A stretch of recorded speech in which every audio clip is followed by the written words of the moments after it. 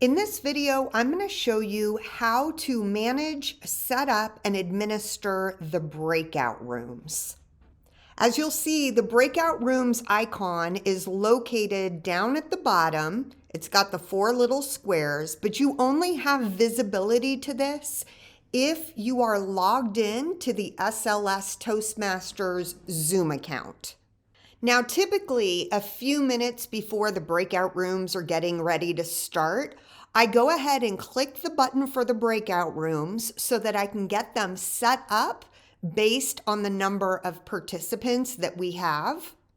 And it's super easy to adjust this. All you do is arrow up where it shows how many breakout rooms you're creating, and down below, it will show you how many participants this will leave in each room. I typically keep it to 2 to 3 participants per room, just so that everybody has an opportunity to chat. I also leave it to assign automatically. It's overly complicated to assign manually, but you can do it if you want to do it. I just don't ever see the reason or point in it. So assign automatically is the default. I leave it at that. And then I click create. This will bring up a screen that shows you the different rooms that have been created and who is being assigned to what room.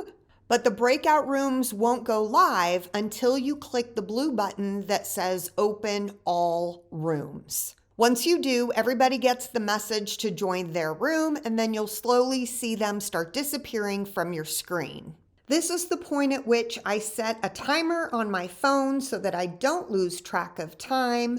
And then I just look at the room breakdowns to make sure that there's nothing funky going on that needs to be adjusted. In this case, Shirley wasn't actively participating in the meeting, so you can see Rachel was in a room by herself. As a result, I moved Marcus into room 3 so that way Rachel would not be alone. Rachel and Marcus could interact, and then if Shirley joined midway through, she would be in a room with other people. So those types of little adjustments often need to be made. The other thing to notice is that right now you see Dorothea and I in the room together. We don't normally do that. That is simply because we both logged in as administrators because we were testing things.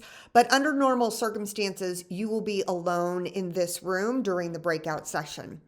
Now, we've debated back and forth whether it makes sense to join a room yourself. However, multiple times we've had guests join during the breakout room session. In addition, there's been technical challenges for people where they bounce out of the room. So at this point, we are keeping somebody in the breakout main hallway, I'll call it, in the main room to handle any of those challenges that come up, but we may change that in the future. One additional function I want to point out that you sometimes see me use is the broadcast message to all. This is quite simple. You just click that button, enter a message, and then hit send. And then that sends the message into everybody's individual breakout rooms. And I typically use this to do things like let the groups know when we've hit the halfway point, as an example. Let's assume everything was running on time and you gave everyone 6 minutes for the breakout room session.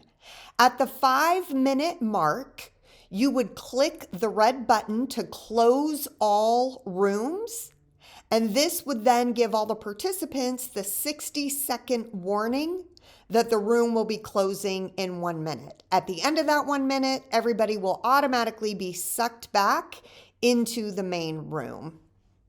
All right, that is it. But certainly if you have any questions, feel free to reach out to Laura or Dorothea, and either one of us will be there to support you.